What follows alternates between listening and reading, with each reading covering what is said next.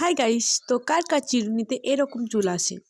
তো চলো আজকের পর থেকে চিরুনি এরকম হবে না, চিরুনি একদম পরিষ্কার থাকবে। তার জন্য আমাদের প্রথমে যেটা চাই, নিয়ে নেবো দুটো পেঁয়াজ, 2 চামচ মেথিটাকে ভিজিয়ে নেব। ভিজিয়ে নেওয়ার পর মেথিটাকে ভালো করে বেটে নেব, পেঁয়াজটাকে গ্রেট করে নেব। তারপরে নিয়ে নেবো কড়াই 1 কাপ পরিমাণ সর্ষের তেল।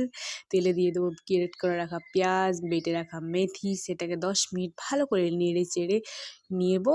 পেঁয়াজ ততক্ষণ পর্যন্ত পেঁয়াজটা নেড়ে নেবো যতক্ষণ পর্যন্ত পেঁয়াজটা পুড়ে কালো না হয়ে যায়। তারপর আমরা কড়াইটাকে নামাবো নিচে, গ্যাস অফ করে। তারপর তেলটা ঠান্ডা হয়ে যাওয়ার পর আমরা একটা সুতির কাপড় নিয়ে তেলটাকে ছেঁকে নেব।